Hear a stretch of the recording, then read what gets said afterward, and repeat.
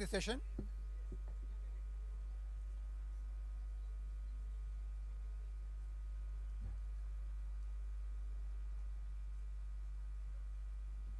May I also request all those who are sitting in the back to kindly come forward and occupy the rows here. Thank you. If you settle down, ladies and gentlemen, I am G.S.P. Rao. Besides being one of the directors of this festival, I am the managing editor of Muse India, the literary journal that showcases Indian literature to a global audience on the web. Muse India gives annual awards to recognize outstanding literary merit every year. This year, we are giving awards for translations into English from our regional literatures. In this session, all the panelists are the Muse India Translation Award winners for the year 2017. In the first part of this session, we will have a discussion on the challenges of translation, a brief discussion, and in the last 10 minutes, the actual awards will be presented to the winners. This session will be chaired by Mr. Nirmal Kanti Bhattacharjee. May I request, since he is already here, may I request Mr. Bhattacharjee to come on to the stage, please.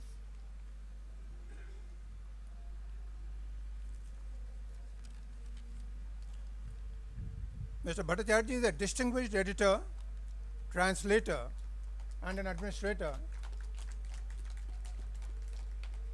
Besides having been a teacher, he taught comparative literature at the Jadavpur University. He is the former editor of Sahitya Academy's prestigious journal, Indian Literature, for a number of years, and is a former director of the National Book Trust. His translations of Mahashweta Devi, Sunil Gangopadhyay, and Sirshendu Mukhopadhyay into English and Professor U.R. Anantamurthy into Bangla have been critically acclaimed. He is a member of the Program Advisory Committee of the National Translation Mission of the Government of India. He has been, for 3 years, the editorial consultant to the Rashtrapati Bhavan and was responsible to bring out a series of 10 books on various aspects of Rashtrapati Bhavan. In that assignment, he was there for 3 years. Today, he is director of Niyogi Books, among other assignments that he holds. May I now request the winners of the Muse India Translation Award winner for poetry, Priya, Sarukkai, Chabria, and Mr. Ravi Shankar, to please come on to the stage.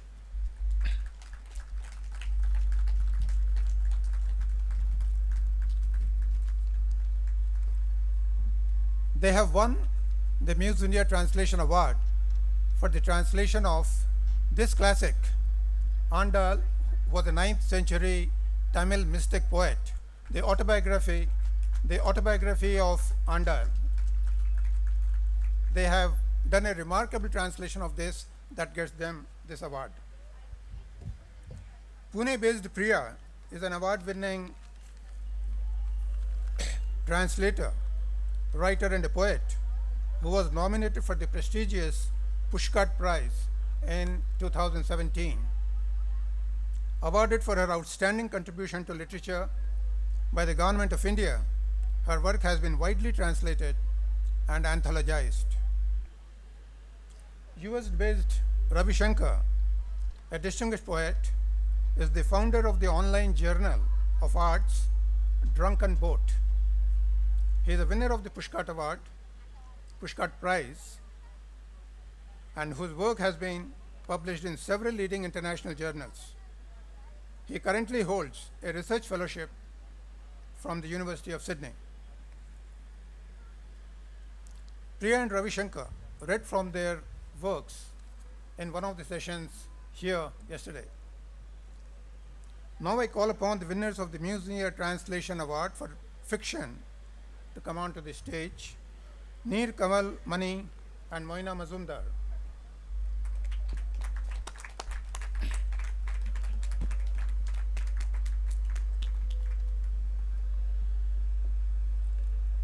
They got the award for translating the Gyanpith laureate Krishna Sopti's magnum opus, Zindagi Nama, from Hindi to English.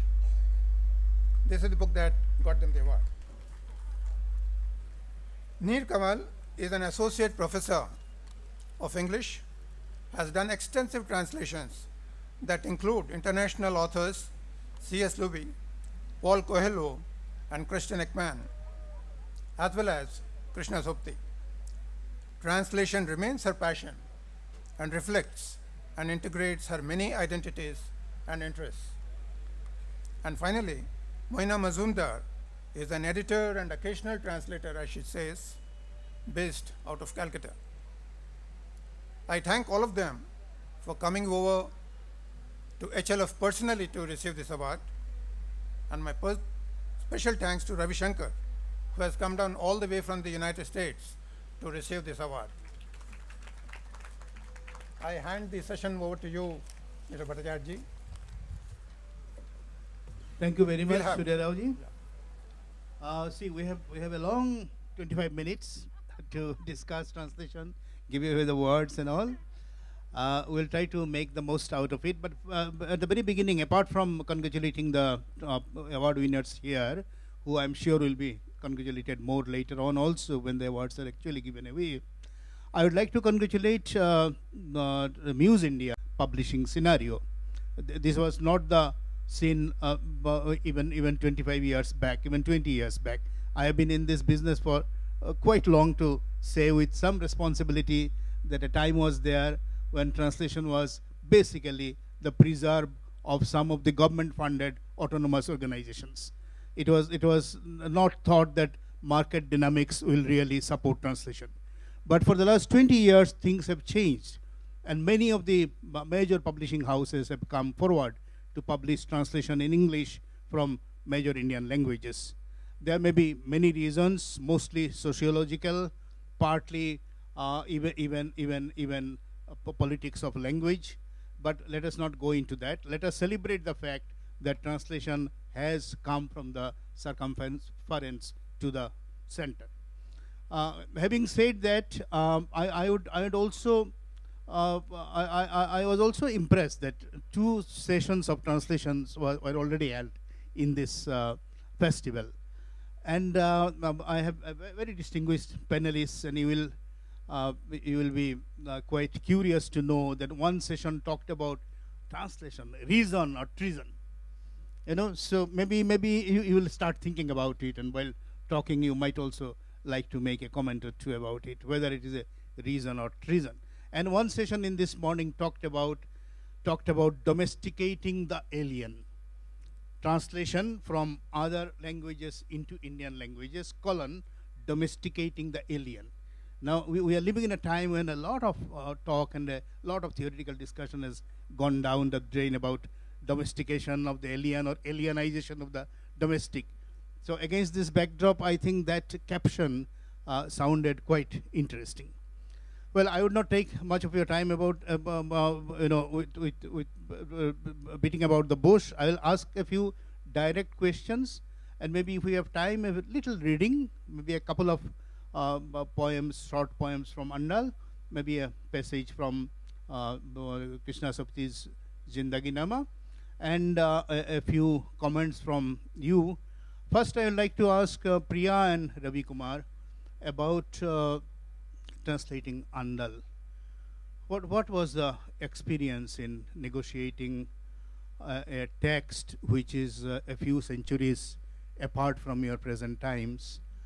And how does one get under the skin of a writer who composed poem at a period of time the sociology of which was totally different from the sociology of today?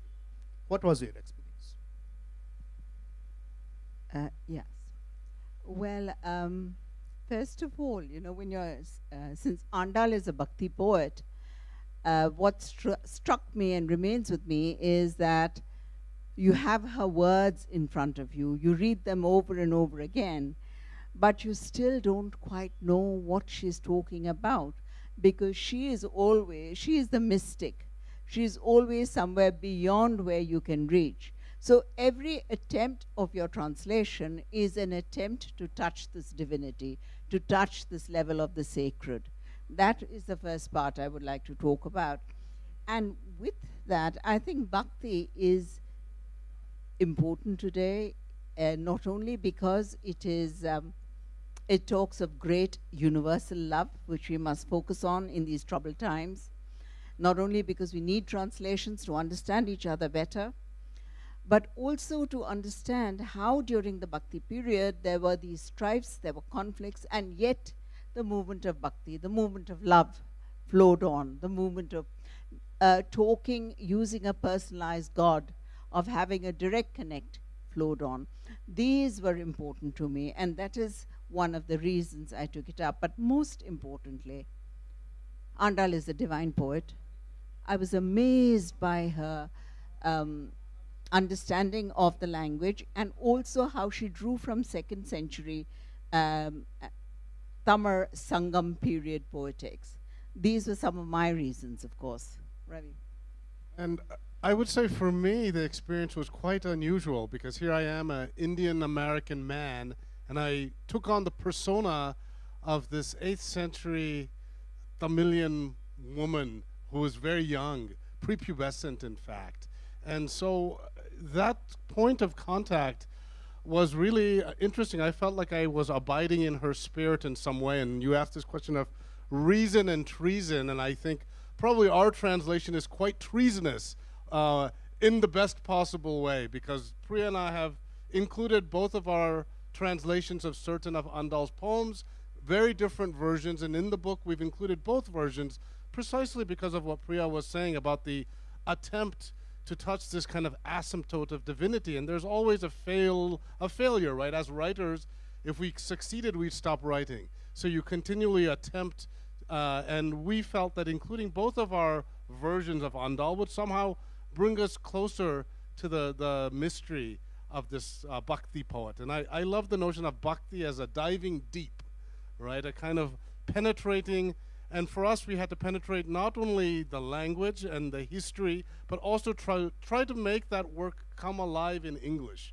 I mean, Andal is a very passionate poet, and so I personally took liberties in some of her work because I wanted her to communicate to you as I am now, with a kind of fire and contemporary idiom, and to get some sense of the depths that she's plunging into. So that was part of my experience translating Andal. That's wonderful. See, is it not heartening to see that there is a newfound interest in the medieval bhakti poetry? Recently, some 6 months back, I think Arundhati Subramaniam came out with an anthology of bhakti poetry of India. Then H.S. Prakash has come out a major chunk of translation from Akka Mahadevi. So you both of you have joined the bandwagon and taken it forward. It's quite heartening to see. Recently, a month back, in a program in Delhi, when Nandana Sen was launching her new children's books, and Chiki Swarkar was there, so I asked them that is it necessary to love children to be a good children's writer? And you will not believe the answer was as all the answers go, you would expect a positive reply. But some of them were quite faltering in their response, you know. One was almost pretty sure that it is not absolutely necessary to love children, you know. In real life, one may not be very fond of children, but one may still be a good children's writer. So, can an atheist be a good translator of medieval bhakti poetry? That is a very, very tough one. All I can say, speaking for myself, is that her Andal's passion and her intensity released me into a really imaginative expanse which I felt was sacred. And that level of intensity, that level of sacredness that I felt was running through Andal was one of the most glorious, most inspiring reasons to continue translating. And we took a long time translating this book, almost 8 years. So Maybe you should say something about your triple Ah. strategy. And yes, well, so Andal presents herself to us in many voices, as a young girl, as a 16-year-old, and she also comes across as a person who swings in her moods. So what we did was we used different strategies. One of them was, which I used, was going back to classical Tamil, which says there's a literal meaning, there's a parallel meaning, and there's a hidden meaning.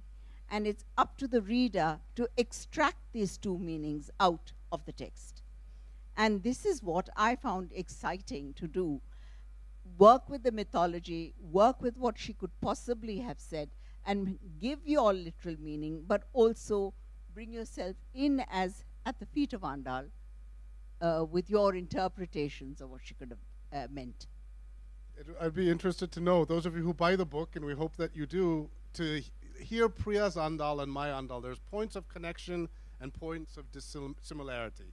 And I think that that conversation is an interesting one. We'll switch over to fiction for a while. See, both Neer and Moyna really impressed me. Because when Jindagi Nama got the Academy Award, I was Secretary of Sahitya Academy's Eastern Regional Office in Calcutta. And one of the projects of Sahitya Academy is to translate all award-winning books into other languages. So I assigned Jindagi Nama for Bengali translation to a very well-known Hindi and Urdu person of Calcutta. And I assigned Jindagi Nama for Assamese translation to somebody in Assam, in Guwahati, not Guwahati, in Jorhat, and for Odia translation from somebody in Cuttack. I worked in Sahitya Academy for 10 more years there in Calcutta. None of the translations came back to me.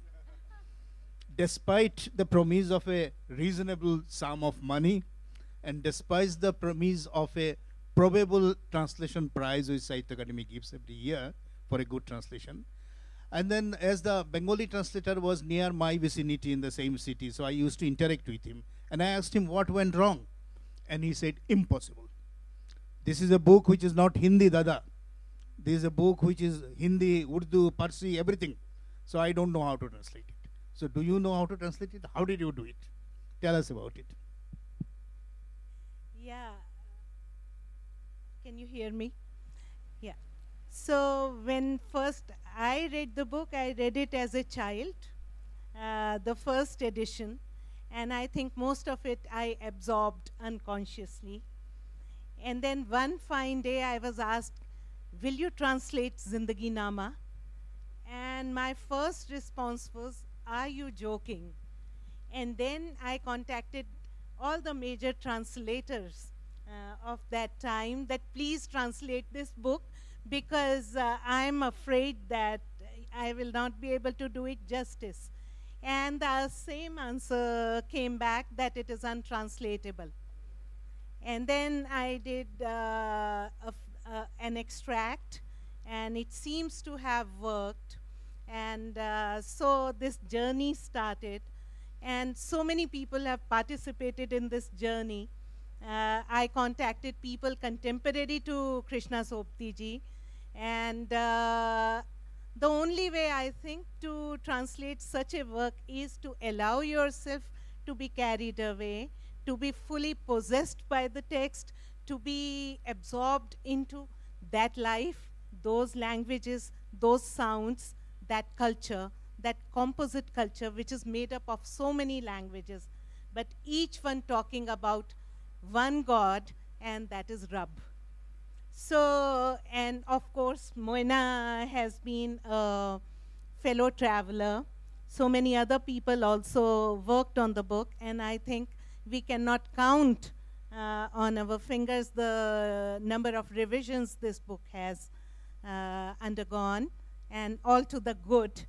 And by no means this translation is finished. It can do with more revisions.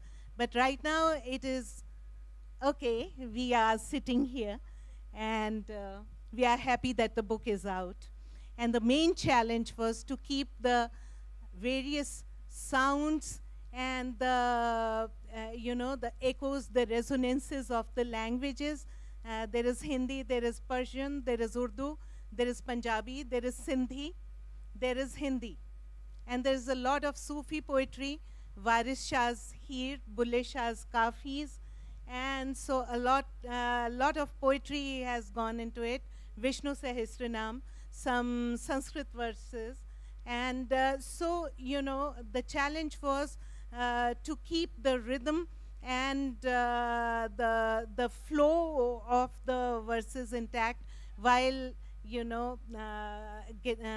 integrating the sense and the culture and the nuances behind the, verse. So, and there was a conscious decision that had to be made as to what are we going to retain if we are not successful at the complete translation. And we decided that we are going to keep the sense and the essence intact, even if we cannot maintain the rhyme.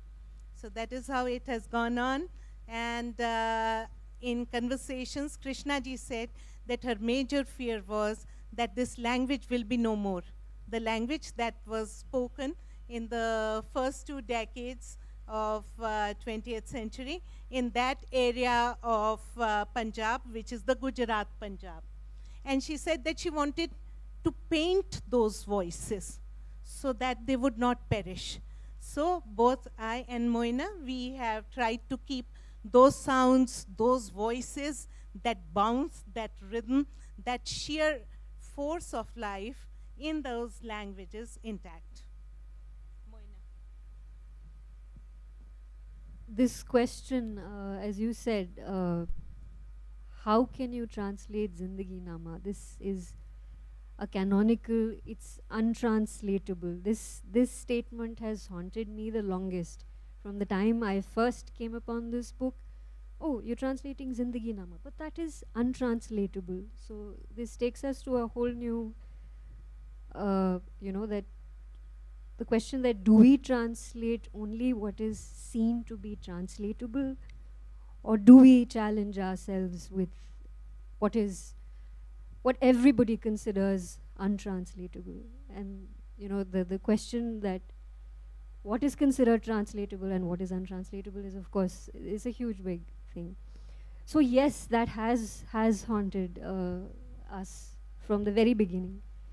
But as Neer said, what happened actually was that the book took over. It just took over at some point. My first encounter with the book, the original text, was 2007, 2008, when I was working at Katha. And this book has a very long history behind it, the translation. And the first response that you would get from anyone who had been in this field, and I'm a newcomer here completely. I have never translated before. I'm not an academic. I've always been a behind-the-scenes person, an invisible person, and I like to remain that way. This untranslatability of this text has really, really, is there on every page, on every sentence, behind every word. But as she said, the book took over. It is such an impossibly polyphonic text. It is so rich in its polyphony. She encompasses a world which is so syncretic, and it is a lost world. It is her main concern that it is a lost world. Secondly, it is a novel which I have not encountered a novel like this before in my reading life. It is a novel constructed entirely of conversations, of people talking to each other, of sharing their world, their life worlds through conversations. That's another thing we have lost today, the art of conversing, and conversing well, conversing, to give as much pleasure to ourselves as to the listener. We have no time for conversation today. We text, we type.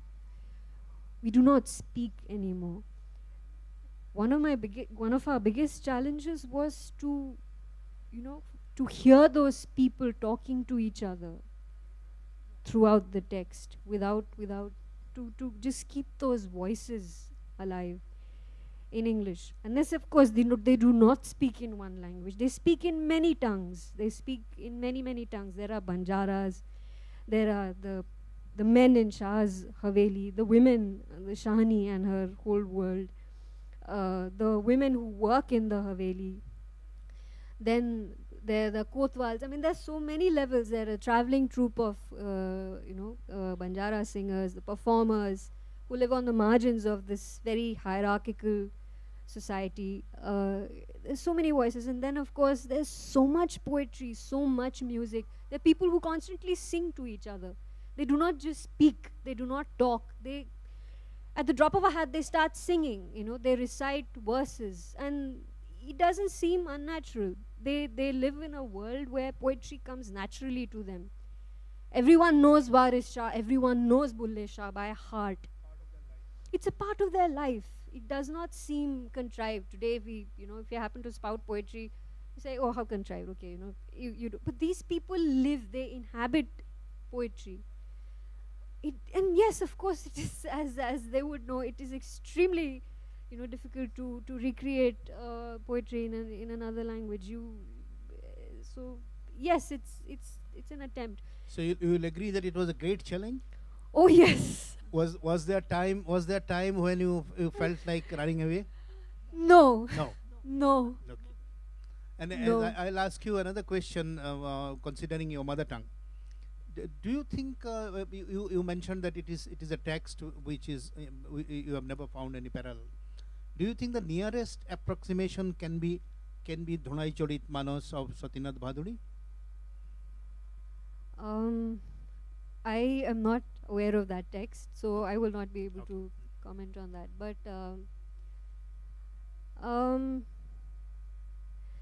I don't know, one text which I can think of, which is similar in terms of maybe complexity, in terms of language complexity. One text which comes to mind is Umberto Eco's Bodolino, which is again has many kinds of Italian. Yes, just linguistic complexity alone. And by linguistic complexity, you of course have to have cultural complexity. How did you negotiate we all know that Krishna Sapti is a very complex writer, though her Mitra Marjani or A Ladki came away in English rather eloquently and a little more easily than one could think so. But the fact remains that she is a very complicated writer. She uses multiple registers of language. She uses a narrative strategy which is quite unique to herself and which you cannot equate with any other writer, and hence you don't have any model before you. So keeping these 3 points in mind, what was your translation strategy? How did you negotiate that? See, I heard in an earlier session, Taming the Alien or something like that, that you try to imagine how that character would speak to you in English. So that kind of flavor comes through, that kind of personality, that kind of intention comes through. And then Krishnaji invents certain terms and words, which then we decided not to meddle with, and we have kept them just like that and explained them so far as possible through the context, or if not possible, through glossary. Glossary, endnote? Yes, there is a glossary. And any abridgment? No. No. We have not tried to impose our personality or our, opinion on the text. The text simply took over. And I find that most of the meanings, most of the nuances could be expressed through the context, either before that actual term or after that term, or retaining that term because the sound itself is meaning in Krishna Sopti in so many places. Okay, wonderful, fascinating story. Would you like to read a passage just as an example? Is it ready? Sure.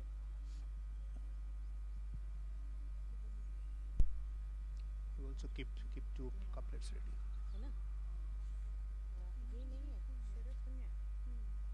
Okay. Just one paragraph. Yeah. So this is the beginning of the prose section. The novel has a prologue, some more than 100 lines of prologue in poetic form, but this is the beginning of the novel as such. The night of Sharad Punya. The mud roofs of the village gleamed. One fresh coat of a full moon in early winter, and everything, fields, barns, trees, shrubs, looked radiant. The sweet songs of the well shimmering in the moonlight called ecstatically to hearts. The sight of their sons and young ones returning with the oxen lit hearts with longing. The fragrant smoke rising from the cow dung cakes in the open stoves scented each rooftop, each hearth. Rabba, let these beautiful times stay with all men, stand by them.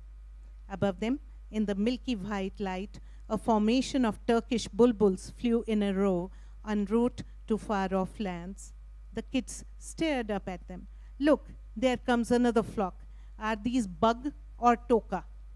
So it is clear that these are, two species of Turkish bulbuls. Toka. No, they are bug. Virji, where are they going? Sister. Now, Virji is Punjabi for brother, elder brother. So we have not said that elder brother, where are they going, and so on, so on. Yeah, and sister, they had come to our village to feed. Now that they don't need to eat anymore, they will go to your in-laws' place. Mithi's brother, Meherban, teased. Uff, Veera. So these sounds of Punjabi that bounce in the language, that energy that we have kept intact.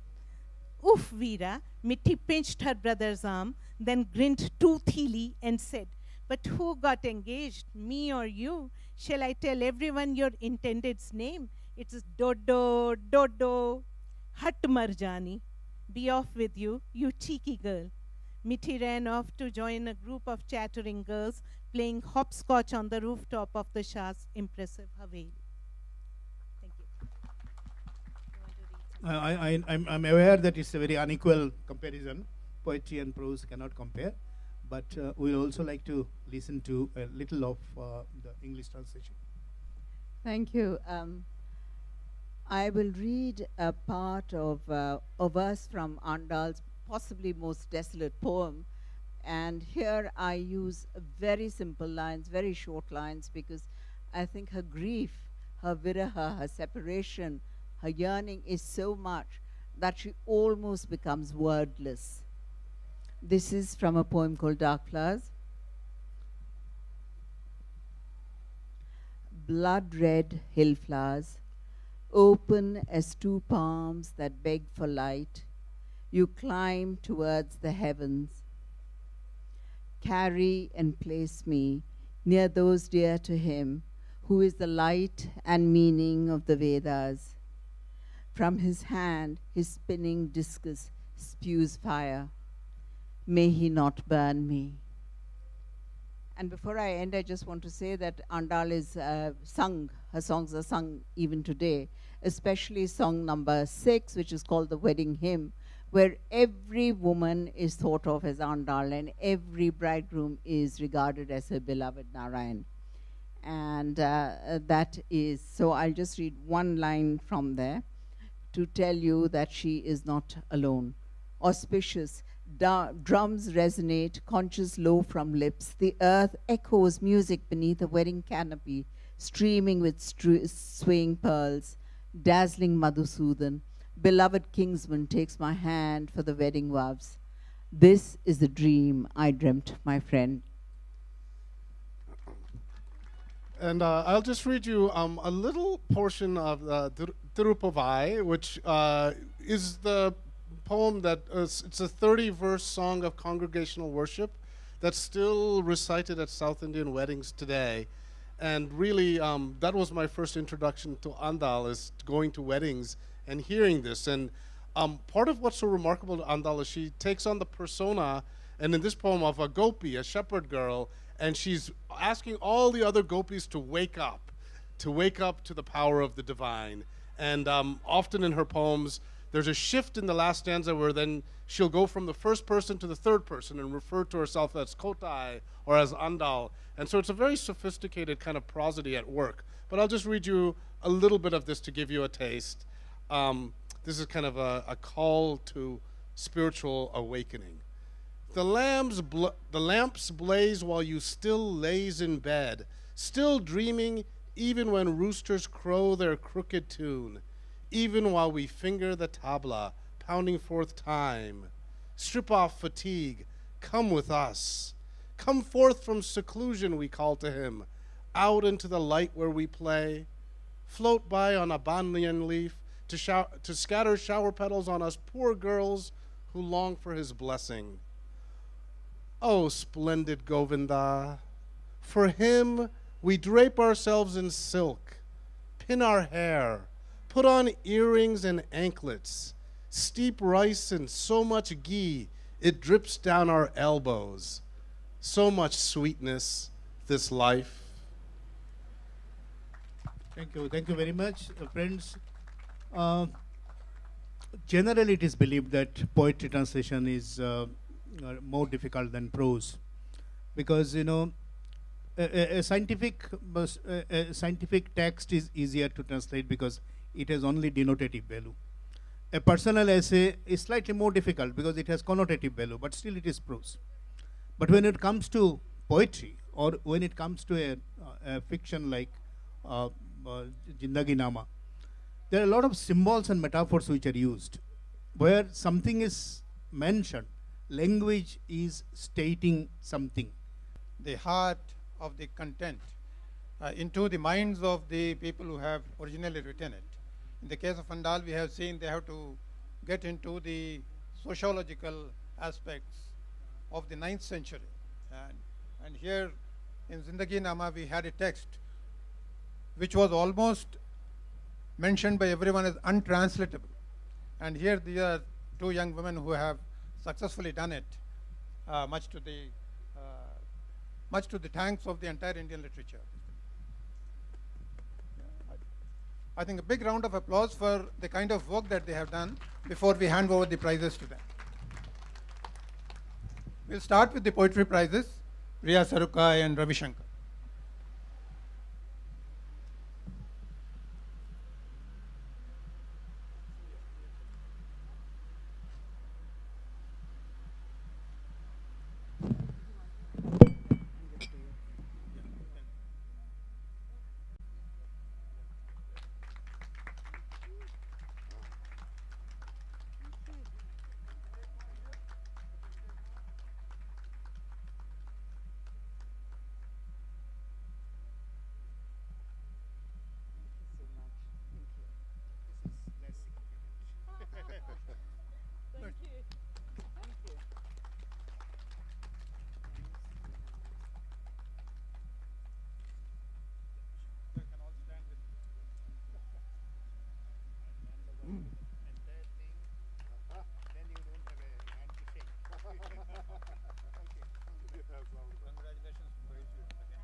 We very quickly would just like to say there's too many people to thank. Of course, we want to thank Muse India and HLF and Zuban Books. I see Mani Rao in the back there who wrote a wonderful introduction to our book. There are others to thank. My husband here who saw me through this journey. And yes, a lot of well-wishers, the spirit of my parents, and above all, Andal's Arul.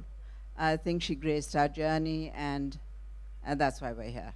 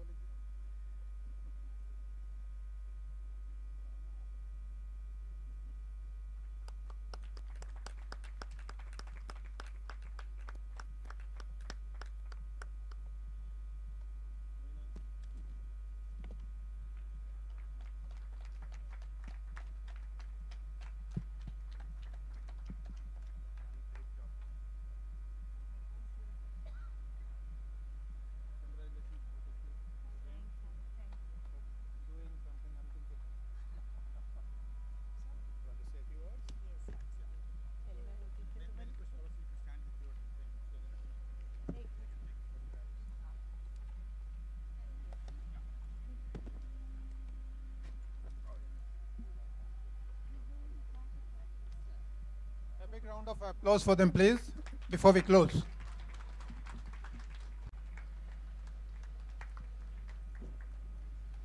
I thank each one of you for taking time and being here.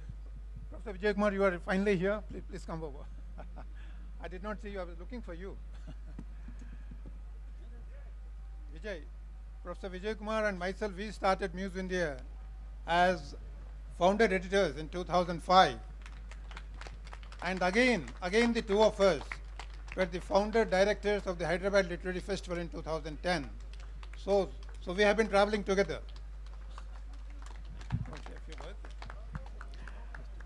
Congratulations once again. I'm sure Surya must have done the honors. I just wanted to say we started Muse India when online journals were not so well known. Way back in 2005, we started Muse India, and our simple objective was to showcase Indian literature, both in English as well as in translation. And Muse India continues to stick to that original agenda. It continues and takes that agenda forward. And the institution of these prizes for translation is part of that larger concept of Muse India. Thank you very much, and congratulations once again. Thank you. Very quickly, yes, it's indeed a very big honor that Muse India has chosen these texts, and that the focus has been on translation. We thank Muse India, HLF, HarperCollins. I would like to thank most of all, of course, Krishna Sopti, it's because of her we are here today. She's been our muse for doing this impossible translation. Thank you. Thank you. Thank you, everyone. Thank you, Muse India.